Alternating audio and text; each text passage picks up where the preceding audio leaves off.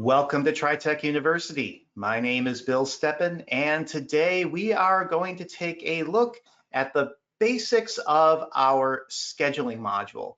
Now, for those of you who have used some of our scheduling module functions in the past, this is a complete rewrite in our version 12 from prior versions. So you're going to want to pay attention to some of the changes that are in effect here with this new enhancement. And just kind of a brief disclaimer, this is going to be kind of a basic walkthrough of a typical scheduling setup. Now, there are lots of different variables when it comes to the program, just as there are lots of variables when it comes to individual lesson and scheduling and appointment plans from one store to another. So we won't be able to cover every different scenario today, but I want to try and cover as much as possible to get you the groundwork for starting to explore how this particular module can work to your benefit at your store. Just as always, as you have questions, feel free to punch them into that GoToWebinar questions box, and I will do my best to monitor that and answer them as we go along. I believe the majority of our attendees today are from our partners and customers in the music industry, so I'm going to be using a copy of the music program to go through today's webinar and demonstration, but don't let that put you off if you are a firearms customer or a bicycle store or a hobby shop or whatever industry you might be attending. So let's go ahead, and as always, we will jump over to my demo screen. I will find the button, which is always hiding on me when I switch over to bringing up my screen, and like I've always done now, I'm going to go ahead and turn my webcam off to maximize the screen layout here so that it's easiest as possible for you guys to see. Okay, so as my usual process, I'm going to go through a setup and then a usage and then some basic reports. And then we will do, of course, other webinars down the road for getting into other kind of more advanced functions kind of beyond the basics of this module, like I do with others.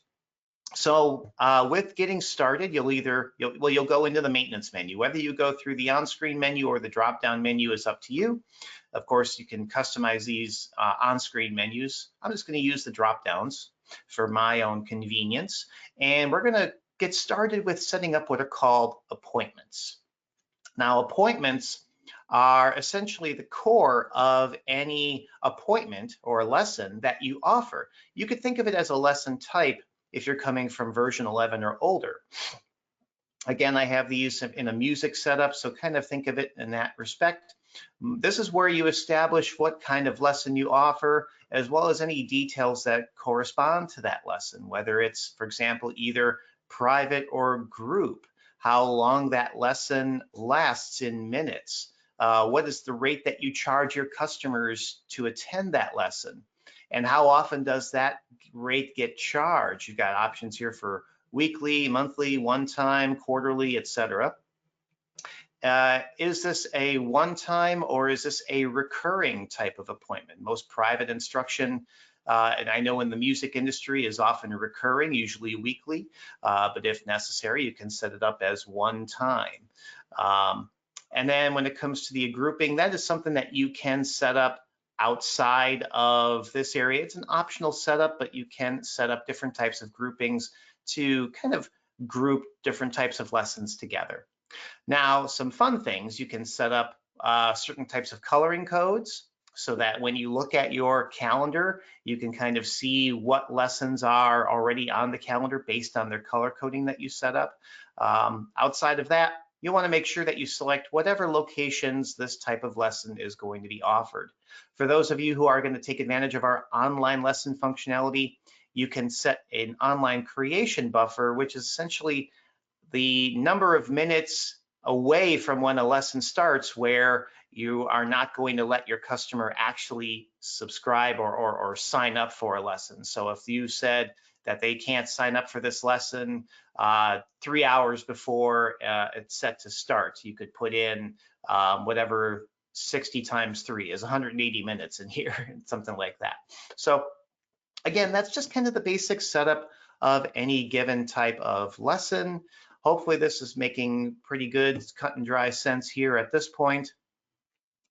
Along with an appointment type, you're going to want to make sure you set up one or more instructor fee codes. You're going to pair the appointments with the fee codes to your instructors so that you can tell the system what amount of that student payment gets flagged to turn into an instructor payment. Now, you're going to do this whether or not you actually pay your instructors. If the instructors actually rent the space from you, you would simply set up one instructor fee code where the rate is simply $0. But as far as the fee codes themselves, you can set up as many as you need. The fee description here is something that you and your staff may see, so you will want to be cognizant of that. They won't necessarily see the fee itself, so whether that is a flat hourly rate, where it doesn't matter how many students are attendance, and this is usually something that you might use for group type classes, or if it's going to be a percentage type setup or a dollar type setup. It's going to be one of those three. And like I said, you're going to be able to associate a fee code with an instructor for the type of lesson. We'll see that here in just a few minutes. Now, that is all that you really need to get started with the appointment program. But there are some things that you may want to set up for your own convenience. You can set up one or more scheduling areas. Scheduling areas are basically the rooms where your appointments and classes will take place, and they're given a description and they're associated with one of your store locations. If you need to take a classroom offline, you can flag it as inactive, and if it's going to be a virtual type class setting, you can flag it as virtual. By flagging it as virtual, you're essentially tracking that, yes, you are having a lesson take place online, but the system will not prompt you for any kind of conflict if you schedule one or more classes, or rather two or more classes in that same scheduling area at the same time. Now, along with an optional setup of that, you can also set up one or more absence reasons. Now, this may or may not be applicable, again, depending on your type of setup. But the main thing here is if you are going to track absences, usually again in the music industry, not so much in other industries, but if you are going to track those, you can set up one or more here. You can give it any description you want, and you can flag whether it's excused. Excused absences have the opportunity to be made up at a later date or time by simply going in and flagging a makeup lesson. Otherwise, essentially, they're just basically done. So that's the whole idea behind that. Carol is asking, do you have the option of having a half-hour fee instead of an hourly fee? I'm assuming, Carol, that is back to the instructor fee codes here, as far as like the $30 an hour here. And again, if that is the case, just bear in mind, this is basically what you're going to turn around and pay your instructor for however much time they spend teaching. Now, the system will keep track of the actual amount of time that is being trained or by those instructors. So if they teach, let's say, 3 half-hour sessions and you've got the hourly rate here, the system will take that time and multiply it by 1.5, if that makes sense. So in that case, this being a $30 an hour rate, and they teach an hour and a half worth of lessons, the system would show via a report, which I'll get to more in detail later on, but there is a report here for hourly instructor hours that would show them earning $45 because they trained for an hour and a half. So hopefully that helps out there, Carol. Thank you so much for the question. If that is not actually what you were asking, definitely let me know, but I appreciate the question. Okay, so that is the majority of the setup here on the maintenance side of the equation. And again, we already talked a little bit about appointment groupings. It's simply, if you do want to set those up, it's simply a description, and then whether or not it's going to be inactive or not. If you do need to get rid of one down the road, you simply flag it as inactive, and then that way you can group them together back in the appointment setup. Okay, so once you've got the maintenance side set up, you'll want to make sure you set up one or more of your actual instructors over on the module side. So over here in the module side, you're going to go to where it says add or change schedule instructors. And this is where you will add those instructors in. I have a couple of instructors here just to kind of help me out to get the process going here. But at the minimum, you're going to set up their basic contact details here on this first tab. And the most important elements are going to be on the appointments tab. This is where you can use the add button down below to specify whether this instructor can teach that particular type of appointment and what type of fee code they would earn for teaching that lesson. So this instructor is already set up with all of the different lesson types. So you can kind of see it's kind of very straight across the board. They teach lessons and they earn $30 an hour. I could technically modify one of these. Let's say I'm going to modify the electric guitar one here to instead be the $20 per lesson. So instead of earning the $30 an hour, they would take $20 of that cut that the student pays, and then that would go to them. And then whatever the difference is, they would get, that would just get credited as store income. Now, apart from the appointments set up, basically what lessons they're qualified to teach, you'll also want to make sure you set up availability time throughout the day and the week. It may be handy to switch this to a week view if you're setting up weekly time slots. But as we can kind of see here, this particular instructor is set up to teach Monday through Fridays from 8 to 5. And the easiest way that you can do that is take, say, the first day of the week that they're there and drag and drop. Let's say, for example, I want to kind of add some extra availability here on Tuesdays and Thursdays later in the afternoon. So I'm just going to drag and drop from 3:30 to 5. With that time slot highlighted, I can right click and I'm going to add recurring availability. If it was one time, I could say add exception availability. I'm going to make this recurring. And then this will pop up a recurrence window here. I'm going to say this happens every Tuesdays and Thursdays. It's already got the times there. I'm not going to set this with any kind of end date. I'm just going to go ahead and say OK. If I want, I can give this a description, but that's not needed. I'm just going to go ahead and again say OK. And we will see that there's now some extra availability starting Tuesday the 25th and going out ad infinitum. So that is starting that specific day of the week and that particular date, and it's going out there. Kelsey has a question coming in. Each of our instructors has their own rate for 30, 45, and 60 minutes. How do we pay them for their specific rates that aren't based on a base hourly rate? You're just going to want to make sure that you set up those various instructor fees so that when you get here to the appointments, you give them their specific fee code for their specific appointment type. Hopefully that helps out there, Kelsey. So again, once you add the instructors here, and again, you're going to want to make sure that they are set up to be associated with certain appointments and that they're basically, the system knows when they are on site to be able to teach. With that done, we can now go ahead and start to add some students to the scheduler. So the way that that is most easily done is going to the scheduling module and going straight to the View Schedule program. Here in View Schedule, along the top, you can filter down your choices for your prospective student by groups and types and instructors. Let's say, for example, you have a student that is keen on learning electric guitar. You can use a group to filter down to those choices if necessary, but it's not needed. You could go straight to the appointment type. And then right now, all of my instructors are set to teach electric guitar, but if they were not, say for example, if Larry King did not teach that, his name would no longer be showing up here. Once I've made some selections, I'm going to come up here and click to Show Schedule. And this is going to show me all of the availability as well as the current lesson plans for these instructors, Barney, Fred, Homer, and Larry, all with their various color codings themselves.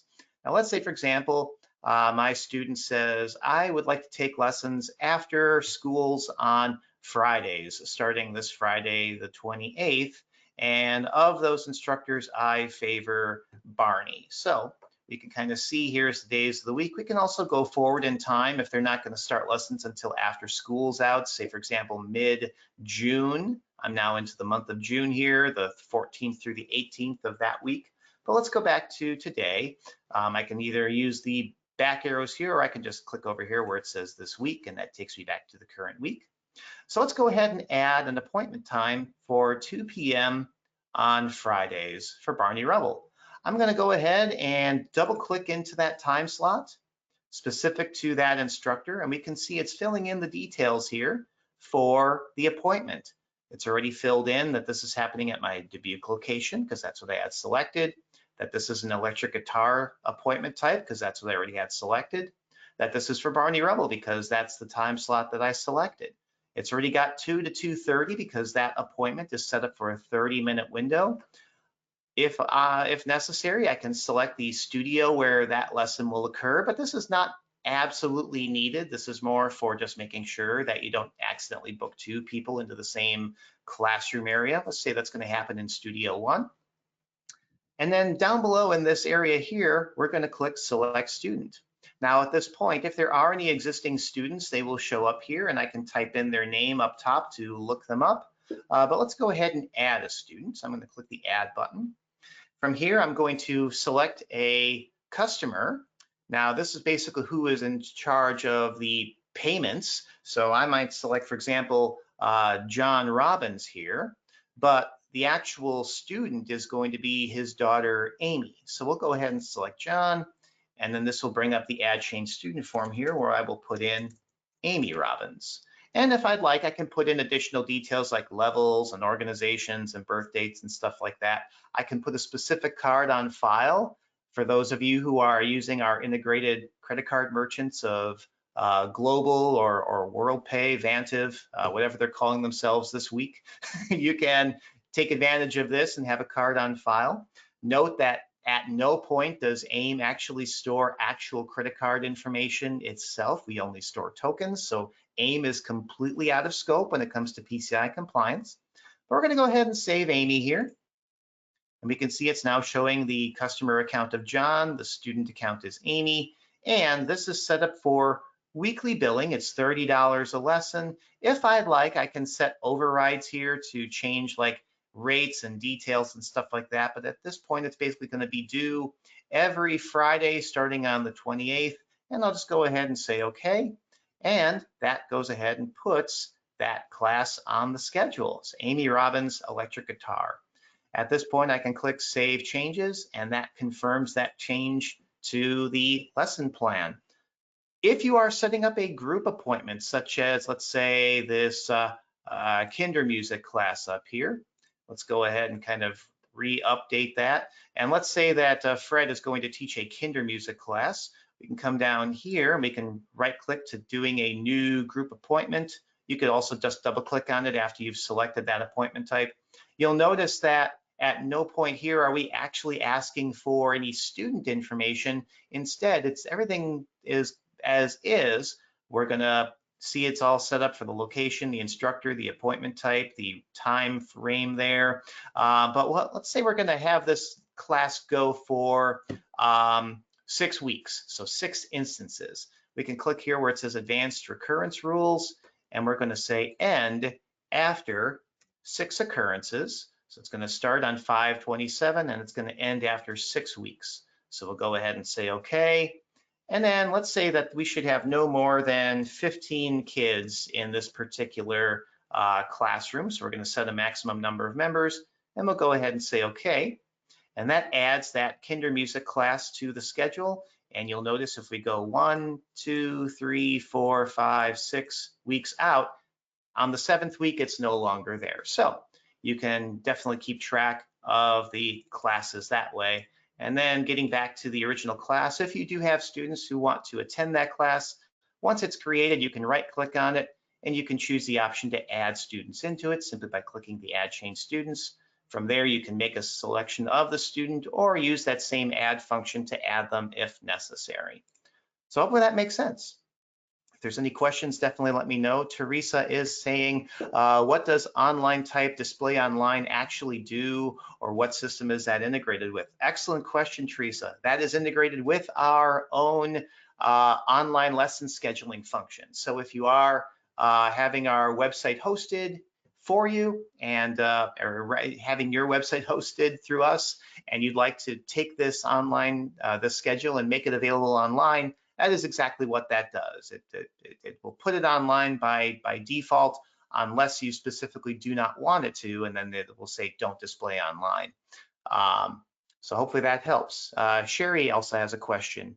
I have a student with a due date of 5/28. They want to stop their lesson after they come in on June 1st. If I put in an end date on June 2nd, will AIM only invoice for one lesson when I preview invoices on 5/28, or would you recommend a different way? Thank you, Dan.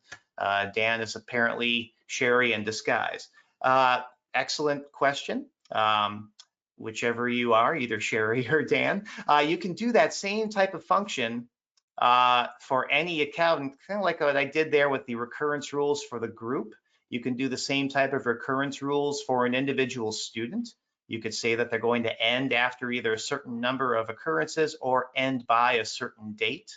So you can definitely do that same type of function. You can also afterwards, you don't necessarily have to edit the recurrence. There is a function within the utilities menu itself. I was going to point this out later, but I'll just go ahead and mention it now. If you have an existing customer, an existing student, and they want to end their classes at a certain time, you can come in here and say end all classes for a student. When you select that student, it will simply ask you what dates they're going to stop classes, and then no billing or scheduling will occur after that date. So hopefully that makes sense. Okay. Got a couple minutes left here, and I want to make sure I cover all of my bullet points here before I open up to other questions. So feel free to keep on answering or asking questions in the questions box. I'm just going to go ahead and make sure I cover my other bullet points here, and then I will get back to your questions as soon as I can. So that is how you add students to the scheduler. Now, as far as taking payments on those, you don't necessarily need to create invoices like you had to in the past, although if you come into the scheduling module, you see there is an option to create scheduling invoices. This is only really necessary if you are going to send out customer statements. If you have a card on file that you're just going to bill monthly for those lessons, you don't need to do this. You can simply, as long as they're in the scheduler itself, you can go in and just do your normal flagging process where, and I have some other activity in there, so I can't show that at this time, but you can simply say that you're gonna go ahead and run auto pays for unscheduled or uninvoiced lesson payments. So you can definitely do that. But if you do want to create the actual invoices themselves, you can use this process to do that. You can simply say, we're gonna have these affect the billing on this date. You're gonna select the bill through date up here. If you only want to do it for one account, you can do that here. Otherwise, you can click preview invoices. Let's just do this, let's say through the end of the month, and we'll see there's the one invoice for Amy for the $30, and then when we hit save invoices, that would save that invoice. But you don't need to do that if you are not needing the invoices themselves. So what you can do at any time is you can simply go into point of sale, and we can pull up that customer. It was not Jack, it was John Robbins, there we go. And what we can do is we can go into an open account payment program. So we'll go into our miscellaneous forms and our OA payment screen, and you'll notice I did not actually save that invoice, but yet here it is. You'll see it simply says scheduling here underneath the invoice number. That's because down here in the corner, it says we're going to display scheduling payments that are due from now through, and by default, it'll go through the end of the current month. Now, if you want to take prepayment up to, let's say, 1 month in advance, you can certainly do so. If you say this is going to be done through June, what's today's date? June 25th, we can select that there, and you'll notice it now shows the 5 invoices there.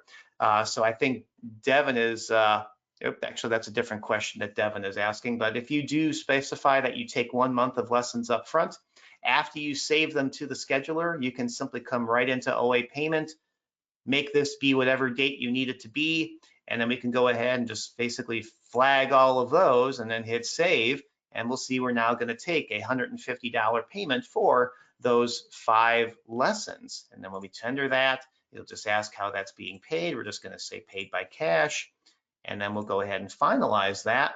And then that will create those invoices on the fly as well as mark them as paid. So we'll go ahead and just print that to the screen so we can kind of see what that looks like. And there are our 5 invoices. You can see it gave them invoice numbers on the fly, 1019, 1020, et cetera, for those 5 electric guitar lessons that would occur on those 5 dates.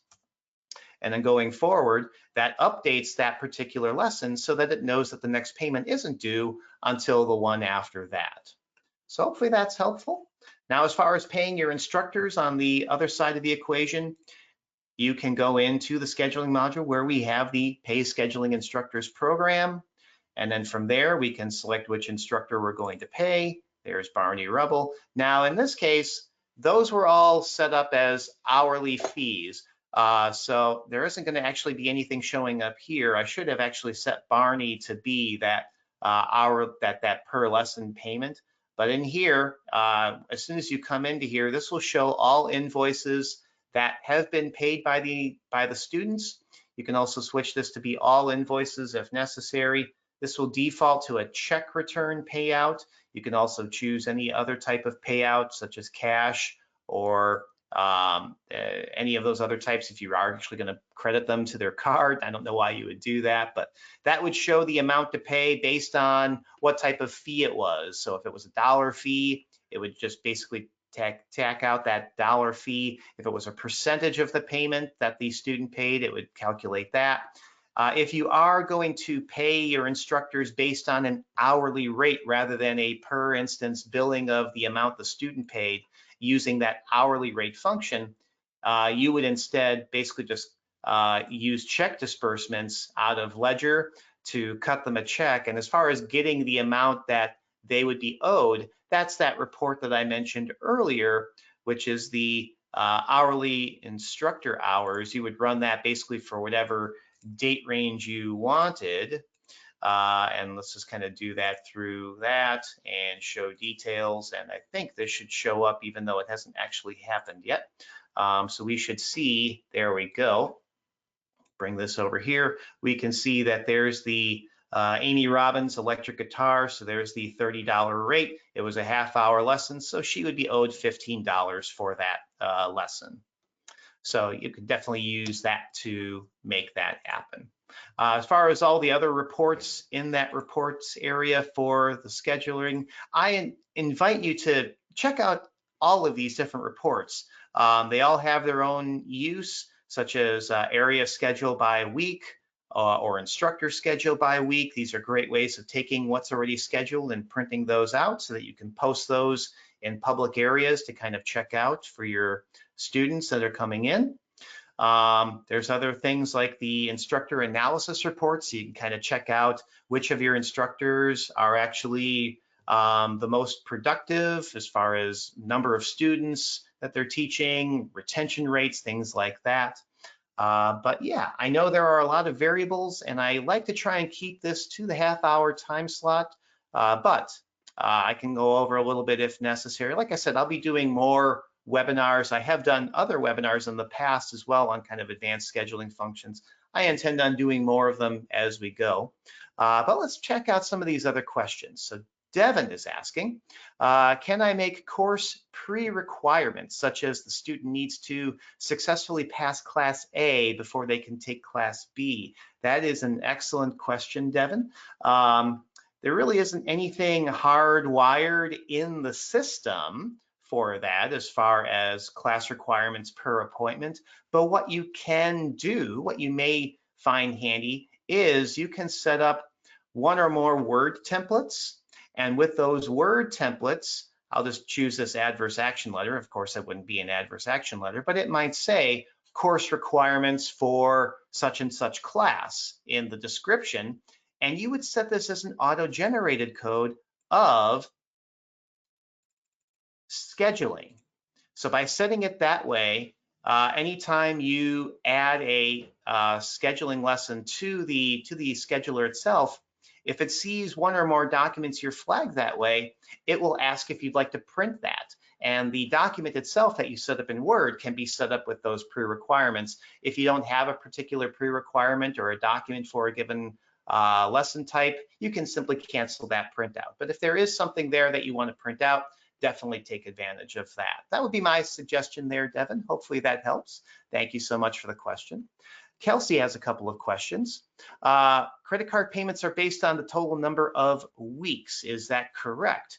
Is there a way to block off dates ahead of time for every student automatically, such as holidays, so I don't manually have to select weeks to pay every month? And to add on to this, can we have a set bill date every month on the 25th for each week in the following month? Yes to both questions. So you can, in the scheduling module and utilities, you can do what's called right here, the edit recurrence exception dates. So occurrence exception dates are basically, and that's actually editing them. There's an option to add them, I know. Here we go, add change billing exclusions. A billing exclusion is a date or date range where you are not going to charge your customers, such as holidays. You can give it a description, such as Independence Day, and you can say the date range is going to be July 3rd through July 4th. Maybe you're not going to be doing anything for that weekend. You can see it automatically did 12 a.m. through 11:59 p.m. for all instructors, all locations. And by saving that, anyone who might have a lesson fall on that date, they would not get a charge for that. So hopefully that helps out there. As far as doing a billing on the specific day of the month for the following month, you can do that just as part of your credit card auto pay process. Let me go ahead and come in here and just cancel this one out so I can kind of give an example of that. So let me just go ahead and cancel that and save that from a previous session. So what you can do is you can flag your accounts for auto pay. And when you do that, let's pretend that today is the 25th actually. So we can say that we're going to go ahead and run this for the upcoming month of June. We can say that we're going to do the date range of June 1st through June 30th. The posting date is going to be as of today. We're going to do this just for scheduling, and we're going to go ahead and include uninvoiced scheduling records. At that point, anyone who you flagged for auto pay for scheduling, they would then get flagged so that they would show up in the view flagged accounts routine here. There's actually Mike Anderson. So he has an auto pay flagging in there, and that would be for $140 for his particular set of lessons, so that when you then go ahead and finalize that out by transmitting and posting, they would go ahead and get updated. Tom is asking, can you show us the online version? Unfortunately, Tom, I cannot. I will make that be a topic for an upcoming webinar. I don't have anything prepared for that at this time, but I can definitely make that be a webinar for in the future. Speaking of webinars, next month, we are actually going to be doing an adjustment. We're moving over to, as you might have seen in some of the emails and letters that have been going out, we're going to have some functions built right into the program, so you'll be able to access our videos and other libraries right from within the program. Stay tuned for more details on that. That will include a new platform, not only for the hosting of the videos, but also for these webinars, which will no longer be kind of the webinar format. They're going to be more of what I'm going to call a live stream format. So it'll be something similar to this, but instead of registering for a webinar, you'll simply log on to our video website on the day of the webinar, the live stream, and you can just hop right in, join in the fun. They will be recorded still, so you'll still be able to go back and watch them afterwards if you can't attend it live, but it'll be kind of an open forum. There will be a chat box where you can type in your questions as we go. It'll be pretty much the same thing. It'll just look a little bit different. So I'm definitely excited for that, and I hope to see you all there. We're going to fire that up mid next month, so there will just be 2 webinars next month on the June 17th and June 22nd. So the third Thursday and the fourth Tuesday. I do not yet have the topics for those finalized yet, but definitely check those out when we switch over to that next month. And like I said, I'm excited for it. I hope you all are as well. We're moving and shaking and growing here at TriTech, and we want to see you grow right along with us. So if there's any other webinar topics, live stream topics that you would like to see during these presentations, definitely let me know. You can send those my way to training@tritechretail.com. And I'm looking forward to seeing those suggestions so we can just make that happen here for you.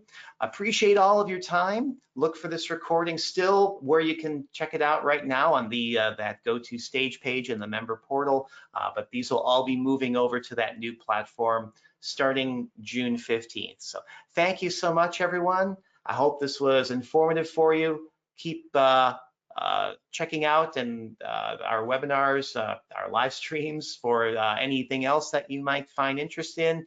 If there's any topics you'd like to see, such as online scheduling, which I already have written down, definitely let me know. And I hope you can all make it a great day, and we'll see you next time. Take care.